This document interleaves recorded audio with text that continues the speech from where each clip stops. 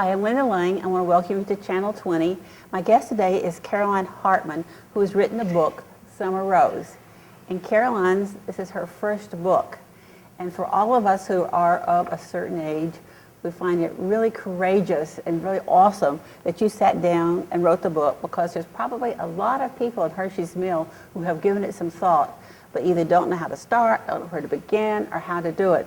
So Caroline is going to describe her process and tell everybody how she got it done. Caroline, welcome to Channel 20. Well, hello. Go ahead. One day, I've always wanted to write a book and of Civil War romance. And one day, maybe it was 68 or something like that, I said, if you're going to do this, you better do it now. So I sat down and started.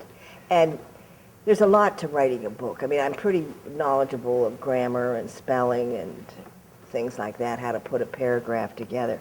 But there's a lot more than that to it. You have to figure out the point of view and how it changes. So what I did first was I read a couple books on how to write a book. Did you take any classes? Anything? Mm-hmm. Okay. And they helped a little. They mostly emphasized write something you like, write about something you like. Well, then I went back and I read the books I loved, Hemingway and F. Scott Fitzgerald, To Kill a Mockingbird. And I read it differently. I dissected it. How did they do this? And I read Robert Parker is a mystery author. He died not too long ago, but he does dialogue just marvelously. And I studied how he did the dialogue. So I did a lot of research on my own to figure out how to do it, and then I started. And did you just get a yellow pad and start writing, or? I used a computer. A computer, okay. And I've written stories on yellow pads and on an old Selectric IBM typewriter, but the computer's a lot easier. A lot easier. Because you can write over stuff and, move it here and there. So just sat down and started doing it, and it sort of evolved, just worked itself out. I spent a lot of time on the characters, making them as human as possible. I think you liked these characters. You really enjoyed getting to know them. They seemed very real. Right. And I made a decision early, too, that what I wanted the book to basically be, the themes to be. And I wanted it to be a love story. But I wanted it to be not just a love story between a man and a woman, but between two friends. Their friendship, these two men that had known each other since they were babies. Their families knew each other for generations. And this girl's thrown in the mix, and they both fall in love with her. So that sort of jives the story up a bit. And in Ken Burns' The Civil War, there is a soldier, a letter that was written, and he plays that as Shankan farewell, and he's talking, "Oh, Sarah, when the wind comes, I will hear your name, ah, Sarah," and you Sarah, and that's what I thought about. There were great romances with the Civil War, right. And the men did write lovely letters. It was a wonderful time for romance. Well, you had asked too, like the telegraph versus Facebook. Yeah. Well, the telegraph was the hot technology then. Yeah. It was the new thing. And so it must have been wonderful for them to be able to communicate with the telegraph. Letters were, well, I don't know what, my husband was served in Korea, and we wrote letters back and forth. I lived for those letters. They were wonderful. And Didn't you say that your grandfather was a telegraph officer? yes. Or your great-grandfather? It was my great-grandfather. Yeah. He was in the Signal Corps. Signal Corps, okay. Yeah. And they did the flags for signals plus the telegraph lines. So you decided to write a historical book, and decided to write in our area or near our area. Well, I picked areas I liked, and the trains were really something then. And I was surprised in the diary of my great-grandfather how much they traveled on the trains. His parents came down to visit him after Antietam and walked around the battlefield looking for his body. They did the same thing at Gettysburg, and they'd see their relatives, but they did travel on the trains a lot. So we have the train going through this area, so I used that. And the Washington, D.C., And then the latter part of the book takes place in the Shenandoah Valley during the Shenandoah campaign, which I thought was a nice piece of history that a lot hasn't been written about. That's true. I was not familiar with it, yeah. And I brought in General Phil Sheridan, who I really grew to admire as a general as I did my research. A lot of people don't even know him. I know, I looked him up at Wikipedia because I didn't know what he looked like. I wanted to know who I wanted to know about him. He was real short. He was. And, but he was interesting. He was kicked out of West Point, I think his sophomore year, and he had to stay away for a year. He was on probation, and then he came back. But he was Grant's third in command. Well, so a person wants to write a book, and you have these characters in your mind, and you have to name them. And we had some authors here one time, and they said it was really important not to give two characters the same first letter of the first name. For example, do not have a Richard and a Robert, or your readers will never tell them apart. And I have to say, I was checking, none of your characters had the same first letter for their names. I tried to avoid that. You were aware of that convention? Right. That convention? And tried to pick names that were popular then. Okay. I used a lot of dead relatives' names. It came in handy then. Right. And but the animals, her dog, she had two dogs, Nip and Tuck. And those were the names of my grandfather's dogs. Oh. And a lot of people, when they first were reading the pre-part of the book, they said, Nip and Tuck, they didn't have plastic surgery back then. And I'm thinking, sewing? You know, so I had to put a line in, well, my mother sews a lot or something like that, to stop people from getting confused there. Expecting plastic surgery on the battlefield. Right. And so the Nip and Tuck were not that. And also I was told that you have to have in your mind a map, and then the houses they go to, you have to have floor plans that you put the characters in the right places. You have to do all this background research. In fact, one time we were having an author's brown bag luncheon here at Hershey's Mill, and we were in the Paoli room, and I don't know if you know, but we're divided into villages, and each village is alphabetical, starts with a different name. And there's a plaque on the Paoli room. It's all the villagers, and they're all in alphabetical order. And one of the authors says, wow, she liked all these place names that all start with different letters. So she wrote them down to use them in her books because they're all nice names for towns, and it would be nice to use in some of her fictitious villages. So I used the names of counties in Pennsylvania as last names for people, too, because that's what most of them were. They're named after people's last names. They sure were. You were talking about maps. This is on my desk all the time. I stuck it in my bag today. It's just a little atlas. So you could look up. I can look up anything, you know, what's close to whatever, and you do use maps a lot. So you need a computer and a map so far, and you can be on your way. And a lot of classics to read, and a lot of history books. They say there's 16,000 books about the Civil War.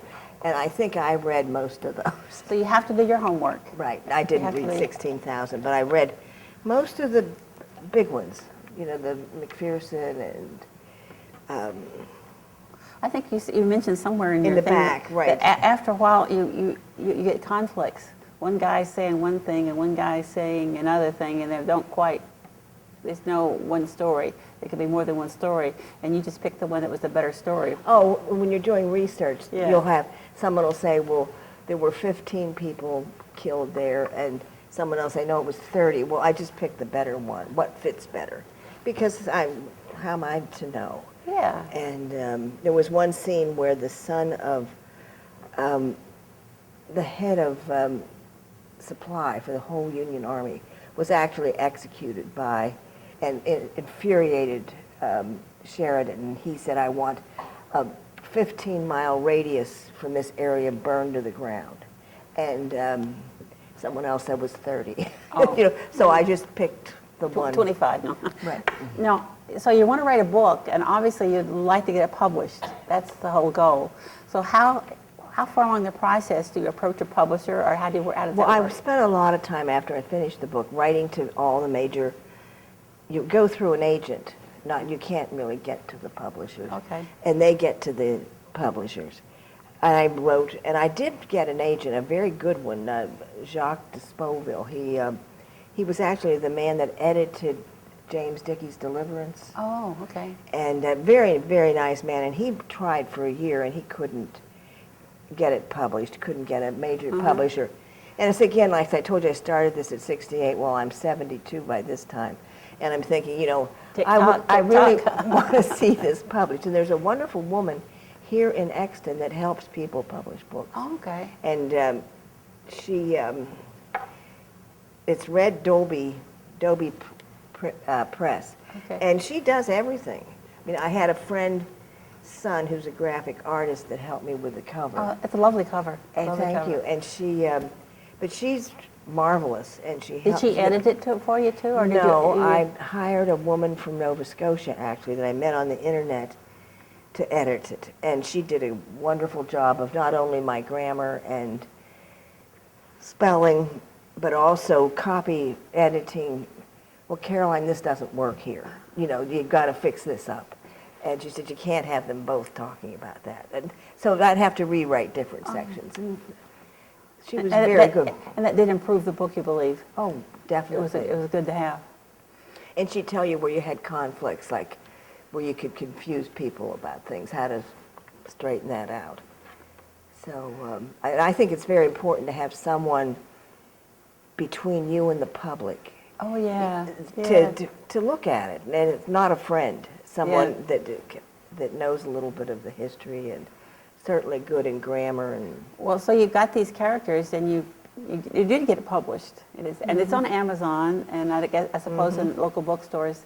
But these characters have inhabited your subconscious. well, I told you earlier that I decided what I wanted the story to be about: love, friendship, betrayal, forgiveness. Big on all those things, and those are general themes. And I just sort of put them out there, and it evolved from my subconscious, I think. And I think most writing of fiction does come from the author's subconscious. And I'd actually dream about these people. I know people probably think I'm sort of crazy when I say that, but I'd be having a problem, like, what am I going to do? And I'd wake up the next morning And they would know how to I do would it. know how to figure it out. And writer's block, I'm sure, comes from doing the wrong thing. They just won't let you won't do let anything. You do it. You can't go forward till you figure Right. it out, huh? So you better change it. Okay. And So it must be hard to let these characters go, or do you want to? well, that's why I'm writing the second Second book. Because I don't want to get, and I'm thinking about a third one. A third one? Oh, my and God. I'm thinking, well, they're going to have grandchildren. I have to think of names for them. So it's fun. It really is. And maybe I'll never sell a lot or get rich or anything, but I'm having a good time. Well, you have reinvented yourself. And I think women of a certain age, we all have to reinvent ourselves because there's such change. You just can't go on and just do the same old things. It doesn't work that way at all. And look what the doors it's opened for me. I mean, learning all the history and True. meeting you. And I've never been on television before. This is fun for me. Yes. And Well, we'll have you back when your next book comes out. You come back. I would. Sacred Ponies. It's. I So, didn't. just because we like to tell it, how do you go about marketing your book? How do you sell it? What do you do? Oh, you meet wonderful people like you. A friend gave a party.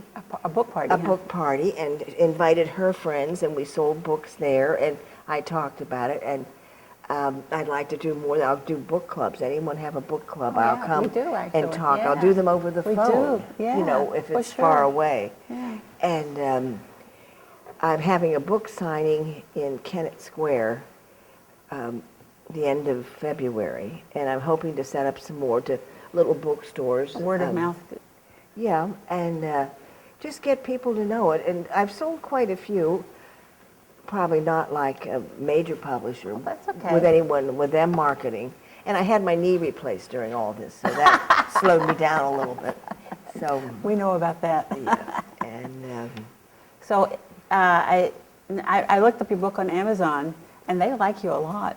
They have some really nice reviews on Amazon, and it's available on Kindle. So you have a hard copy. No, it's just soft copy Kindle, right? right. And it's a really good book. And I would really recommend it if you know somebody who perhaps has a knee surgery, whatever, they need to sit down for a while and do something. This would be a great book. Great way to spend the time. Catch up with some wonderful people and heal yourself while you're doing it. And there's a little bit of history. You'll There's learn a a little lot bit of of history in it. And the history is I looked pretty up. accurate. There's only one place where I fudged it to make the story work. You want to tell us about it? No. Can I confess? And a wonderful thing happened to me this friend of mine, a couple, he was a great historian. I knew he was going to go after it with a magnifying glass. And his wife just read it for fun, and they went down to Cedar Creek in the Shenandoah to see about that battle. And he was talking to the ranger, and she was arranging ropes to show where everybody was. And Marilyn, bless her heart, she said, well, from Caroline's book, I can tell she got the history better than the other people, and I just dearly loved her for that. And, Oh, that's funny.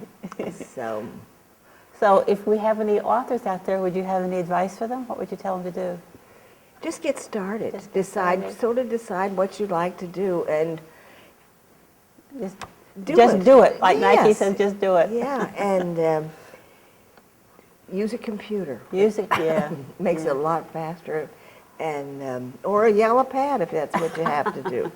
Well, yeah, this has been really interesting. I think it's. Well, thank you for coming, and we'll look forward to you coming out here for your next book too. Okay, yes, and hopefully around May. May? Hey, around the corner. Yes. Thank you.